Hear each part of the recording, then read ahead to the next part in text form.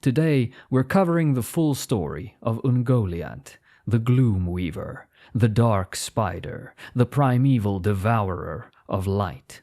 Her contested origin, her terrifying powers, her twisted alliance with Melkor, the war she nearly won against the first Dark Lord himself, and the long shadow she cast upon every spider to ever haunt the history of Arda. To fully understand what Ungoliant is, we must begin with what she is not, and that requires us to go back to the music of the Ainur, the Ainulindale itself, the great creative act through which Eru Ilúvatar brought Ea into being. The Valar, the Maiar, the Elves, the race of men, every named power and every lesser spirit in the legendarium can trace its origin, directly or obliquely, to that music. Even Melkor, the first and greatest rebel, was a thought of Ilúvatar, before he was a destroyer of worlds. Ungoliant alone defies this accounting. The Eldar called her Ungoliante, or Gloom Weaver, or by her Sindarin name, meaning simply Dark Spider, a Quenya loanword, Ungue Liante, that carries in its syllables only the barest, most surface-level description of a creature whose true nature remained opaque even to the Valar themselves. The elves of the High Lore Master's tradition perceived no genealogy for her. The great powers who shaped mountain and ocean could not say where she came from. In the earliest version of the legendarium, set down in the Book of Lost Tales, Tolkien describes her antecedent figure, Moru, in these terms.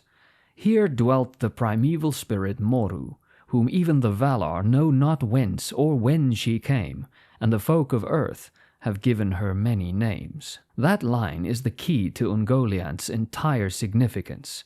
She is the creature even the gods cannot explain.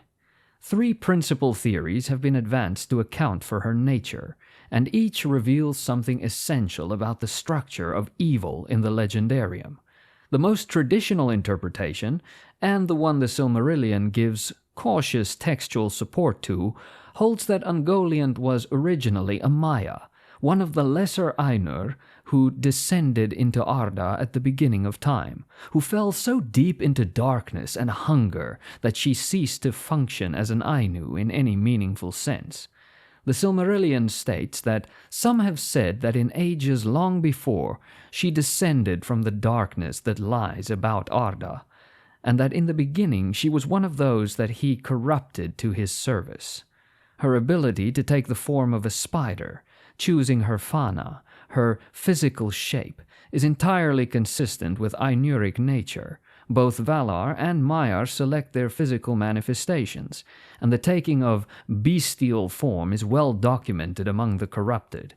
Scholar Joe Abbott, writing in Mythlore, presses this case by citing Tolkien's own statement in the Book of Lost Tales that Ungoliant loveth still to dwell in that black place, taking the guise of an unlovely spider, noting that the word guise implies deliberate choice of form, which is a defining trait of the immortal spirit beings.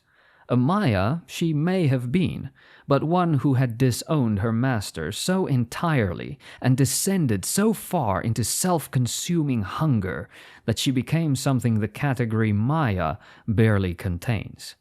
The second theory is darker and more cosmically unsettling, that Ungoliant originated not within the music at all, but in the void, that vast nothingness which preceded the creation of Ea, the empty outer dark that exists beyond even Ilúvatar's creative song. Gandalf's remark in The Two Towers that the nameless things burrowing beneath Moria are older than Sauron, older therefore than any Maya who descended at the world's making, plants a seed of terror that this theory cultivates to full flower. The nameless things are older than the universe. They predate the hierarchy. They exist in a category of being that Tolkien's cosmological framework does not fully account for. Ungoliant's unlight, her signature power, the active darkness she weaves, fits precisely this description. It's not merely an absence of illumination, but a positive substance that unmakes light, a force that operates by rules entirely alien to Arda's design. A being drawn from the void would carry the void's logic within her, and that logic dictates consumption, negation, the rendering of all things into nothing.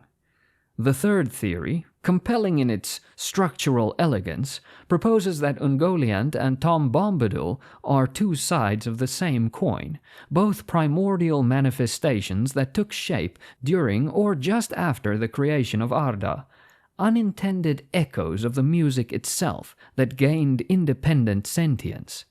When Eru, at the close of the Ainulindale, admonishes Melkor and declares that every discordant theme he's introduced will be woven into the greater pattern, and that everything Melkor believes he has made will have its being as Eru allowed it, this reading takes that promise literally.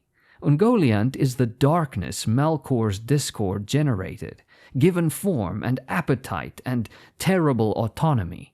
Tom Bombadil is the joy of existence, the natural world's self-delight, allowed into being by Eru's own countervailing melody. They're opposite poles of a creative act Melkor never understood. Bombadil, unaffected by the One Ring because power itself holds no meaning for him.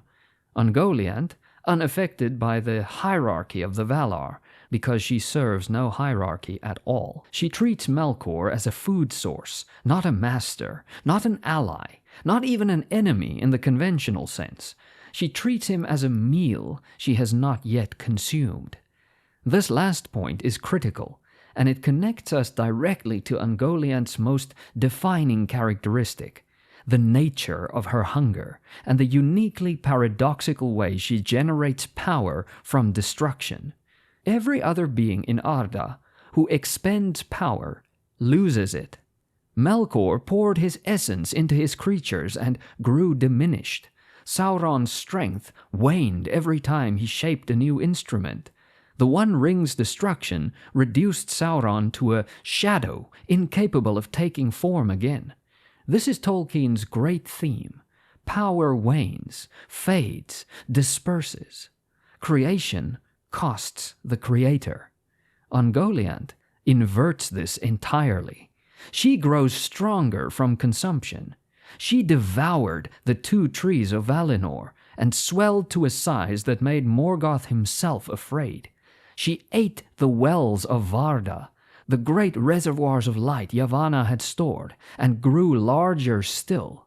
She consumed the gems of the Noldor's treasury at Formenos, sapphire, ruby, emerald, every stone hoarded in Feanor's stronghold, and her darkness deepened and expanded with every jewel that vanished into her belly. Uniquely, terrifyingly, Ungoliant is the one creature in all of Tolkien's legendarium for whom destruction is nourishment. She's not a perversion of Arda's rules. She is their annihilation. She had not always dwelt in Avathar, that narrow, lightless land stretched south of the Bay of Eldamar, lying beneath the sheer eastern walls of the Pelori, where shadows were deepest and thickest in the world. Her abode there, described in the Silmarillion, was a dark ravine, a cleft in the mountains where she had woven her webs, so thick and dense that no light could penetrate them, and she would drink whatever faint gleam reached her, and spin it back as darkness, as what the Eldar named unlight, a tangible, suffocating substance that was not shadow, but the active destruction of illumination. By the time Melkor found her there, she was already starving despite this constant consumption. The unlight she produced fed her hunger temporarily, but never satisfied it.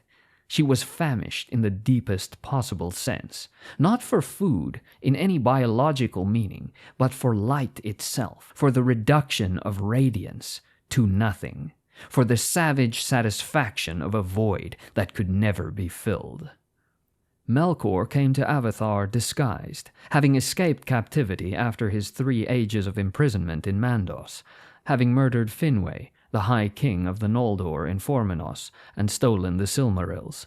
He came to propose a collaboration, a joint strike against the two trees of Valinor, Telperion the silver and Laurelin the gold, the twin lamps that gave light to the blessed realm, and from whose mingled radiance the very stars had been distilled.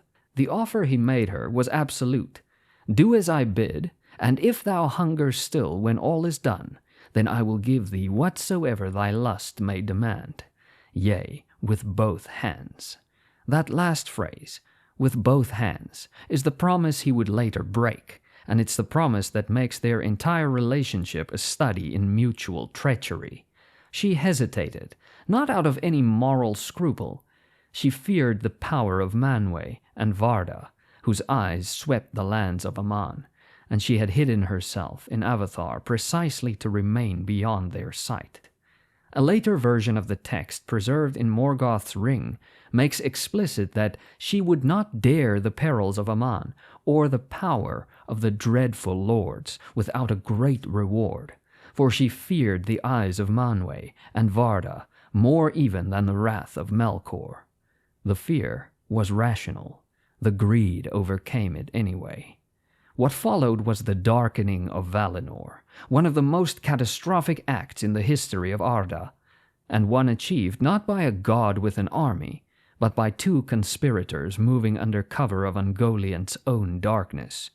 She wove the unlight about them both as they climbed from Avathar, shrouding Melkor in a cloud of impenetrable black, rendering them invisible to the hunters of Orome and the watchful eyes of the Valar on Taniquetil. At Ezelohar, the green mound at the heart of Valinor, where the two trees grew, Melkor raised his black spear and drove it deep into the bark of Telperion and Laurelin, ripped through their living wood, piercing their luminous cores, and Ungoliant came behind him and drank. She drank the sap from both trees in their death throes. She drank the wells of Varda, those vast reserves of captured light that Yavanna had prepared against times of darkness, the stored radiance of ages, until they were dry. She poured the destruction back out as unlight that spread across Valinor like a tide, extinguishing torches and lanterns, blinding even the Valar, filling the air with a darkness that was not merely the absence of light, but the consumption of it. Tulkas and Orome, the most martial of the Valar, gave chase, and were stopped. The unlight was proof against their sight. The hunt failed.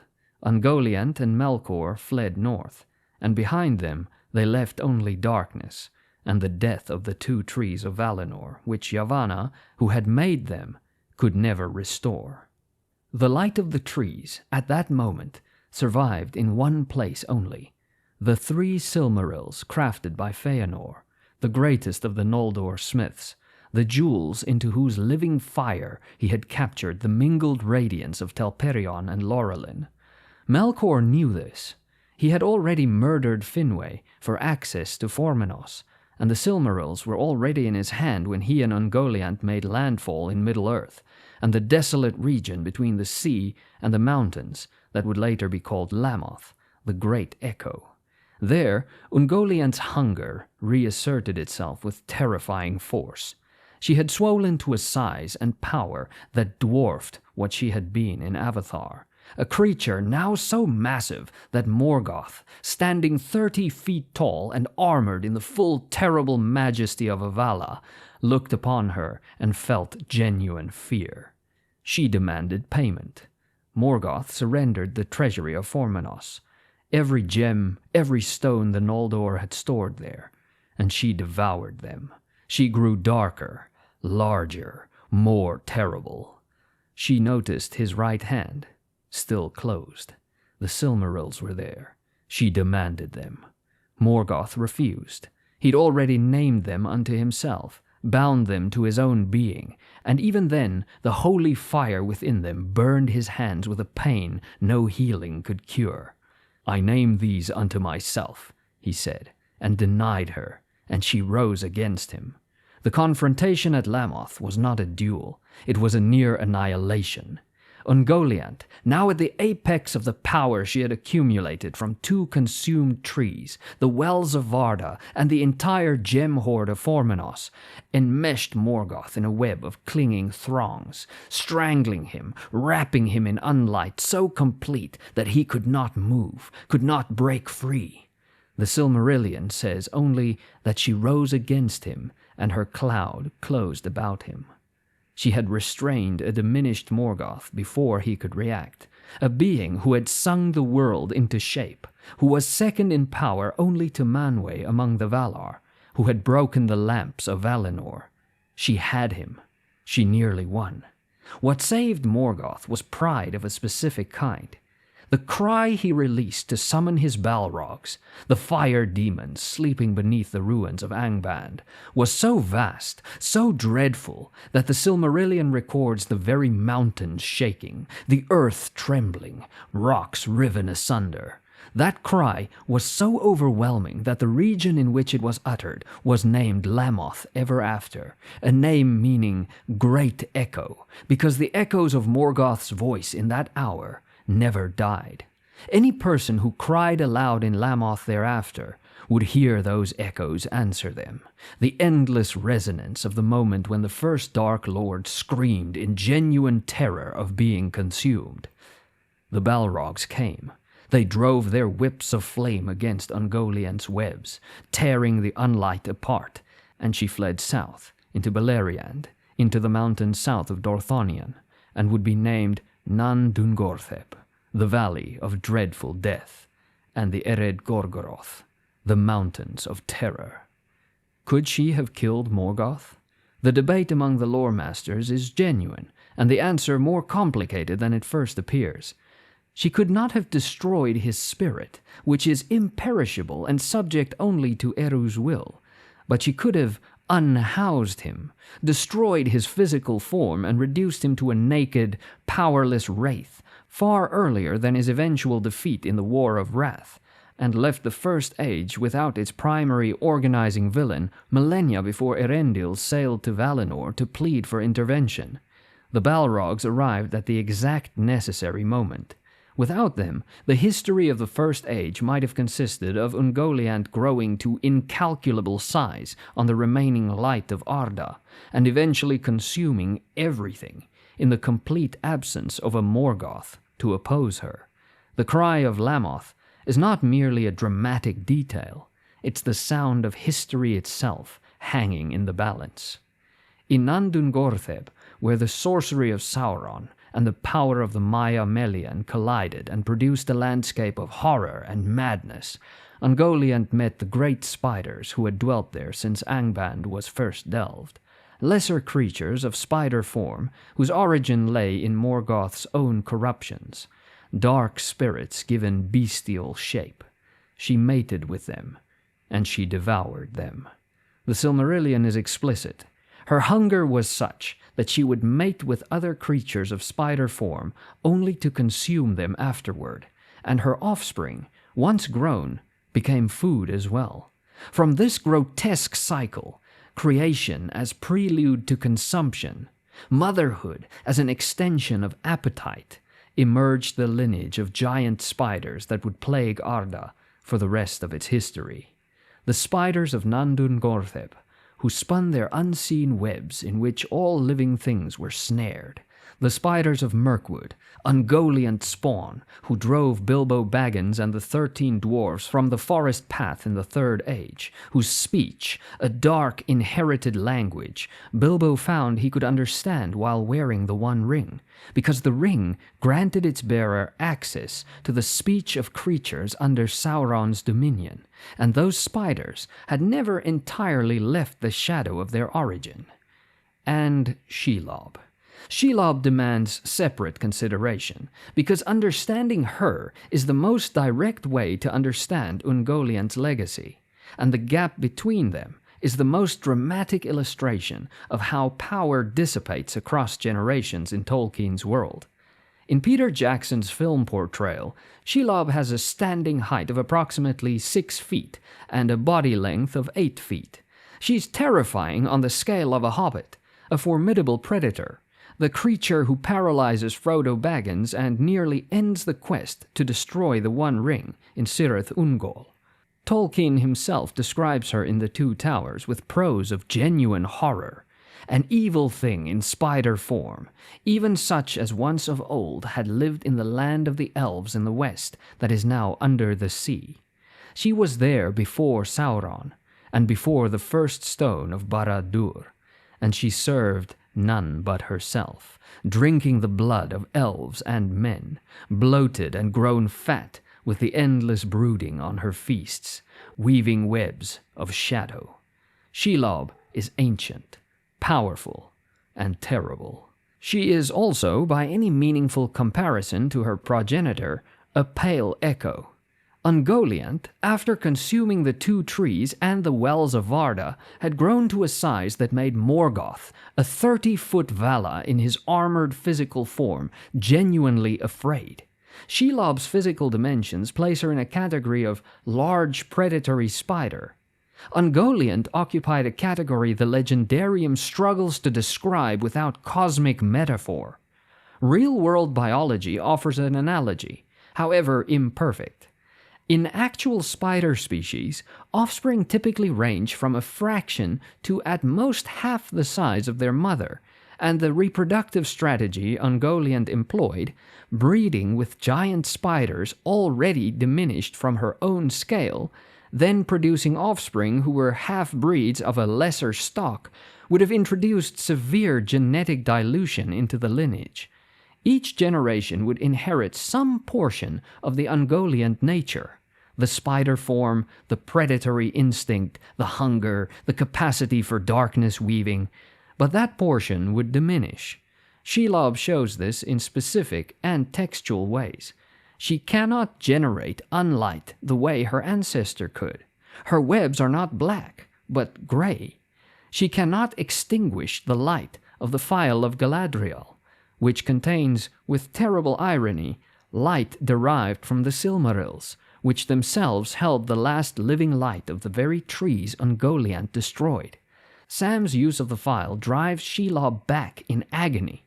Ungoliant devoured the source of that light, without pause. The Silmarillion notes that Shelob desired ultimately to swell till the mountains could no longer hold her up, and the darkness could not contain her. A textual echo of what Ungoliant actually achieved temporarily after drinking from the trees. Had Shelob survived Sam's wound at Cirith Ungol and gone on to consume enough, generation after generation, she might in time have recaptured something of her ancestors' terrible scale. The hunger was still there, inherited and undiminished, even if the capacity to satisfy it had decreased. Whether she survived that wound is one of the legendarium's unresolved questions. Tolkien wrote only that this tale does not tell her fate. The question of Ungoliant's own end is equally unresolved, and the resolution Tolkien hints at is among the most poetically perfect conclusions in the entire mythology. She departed Nan Dungortheb and traveled south, to the forgotten south of the world, heading into regions the maps of Arda do not chart, and the lore masters of the Eldar never explored. What awaited her there was her own insatiable nature.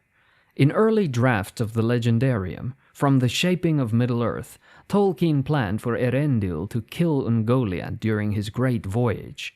He fought and slew Ungoliant in the south, and her darkness perished, and light came to many places which had yet long been hid. This version was eventually abandoned, and the published Silmarillion offers instead only this, that it was believed she let her hunger consume herself, that the Gloom Weaver, unable to find sufficient light left in the unknown south to satisfy her void, turned at last upon the one remaining source of substance available to her, which was herself. She devoured herself. The darkness consumed the darkness. It's not merely a dramatic convenience, it's the theological culmination of everything Ungoliant represents in Tolkien's moral universe. Evil in the Legendarium is not a force with independent stability. It is inherently self-consuming, parasitic upon the good it destroys, ultimately incapable of sustaining itself once it has eliminated its host. Morgoth poured himself out into his creatures until he was dispersed and nearly powerless. Sauron bound himself to the ring, and when it was destroyed, he had nothing left. Ungoliant consumed creation until there was nothing left to consume, and then turned her hunger inward. The destruction that was her nature destroyed her. It is, as a conclusion to her story, so inevitable as to feel preordained, which in Tolkien's architecture, of course, it was. The echoes of Ungoliant did not end with her self-consumption. She appears, albeit unnamed, in the earliest drafts of what became The Lord of the Rings, where the spider in the pass leading to Mordor was initially named Ungoliant herself. Huge as a wild beast in the first manuscript versions, written in 1942. Tolkien drafted the chapter twice with the ancient name before, in the second version, beginning partway through to substitute a new name, Shelob. He wrote to his son Christopher on May 21, 1944, asking his opinion of the name, an informal, affectionate coinage derived from the Old English dialectal lob for spider, prefixed with a feminine pronoun. The substitution was not a diminishment, but a differentiation. By giving the creature a new name, Tolkien transformed her from a direct reappearance of a mythological figure into a descendant, establishing the legendary lineage that makes Shelob's presence in the Third Age carry the full weight of Ungoliant's First Age enormity. The influence of Ungoliant extends beyond the legendarium itself. The parallels between her and the entity Stephen King named It, known also as Pennywise the Dancing Clown, are specific enough to sustain serious cross-fandom analysis. Both beings are primordial, existing before the creation of the universe they inhabit. Both prefer the physical form of a giant, pregnant female spider.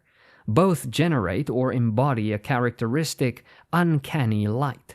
Ungoliant's belly shone with the lights she had consumed, while its true form manifests as the Deadlights, a pulsing, killing radiance that drives human minds to madness. Both are defined by insatiable, eternal hunger, Ungoliant for light, It for fear, which it describes as salting the meat of its prey. Both originate from a void or macroverse outside the known universe. Whether King consciously drew upon Tolkien's creation or arrived at these correspondences independently, the structural similarities suggest that both writers reached for the same mythological archetype, the primordial dark feminine, the devouring mother of the abyss, the cosmic horror that predates civilization and eats the light itself. Tolkien scholars John Houghton, writing in Mythlore, drew a different parallel. The story of Ungoliant and Morgoth as a dark mirror of John Milton's Paradise Lost, in which Satan mates with his daughter Sin and their offspring is death, forever hungry, forever consuming. Sin and death eat eternally and are never satisfied. Satan promises to feed them and leads them toward the world. Ungoliant and Morgoth is the same story told with the gender dynamics of hunger and power differently arranged. Here, the devouring feminine is not the offspring of evil, but its peer, its tool, and ultimately its near conqueror. That Morgoth survives by screaming for his Balrogs and then ordering them not to pursue her, that he chooses to let her go rather than risk her returning, suggests something the text does not state explicitly, but that the architecture of the story implies. Morgoth was never certain he could contain her again. He let the Gloomweaver disappear into the south, because the alternative was worse. She is, in the end, the darkness that the music did not plan for, the hunger that the Ainulindale could not predict. The void in the form of a spider, older perhaps than Sauron, older perhaps than the Ainur, so wholly and irrationally preoccupied with her own consumption that the One Ring, that supreme instrument of rational domination, would have meant nothing to her. No ring bends a hunger that has no will to bend. No ring dominates a creature that acknowledges no master. The Valar built their hierarchy of power over 14 ages of the world, and she never acknowledged it once. She came from the darkness that lies about Arda, and to the darkness of the forgotten south she returned, and the only conclusion the lore masters could record was that she consumed herself, that the void consumed the void, and the world was, in that one terrible sense, slightly less dark.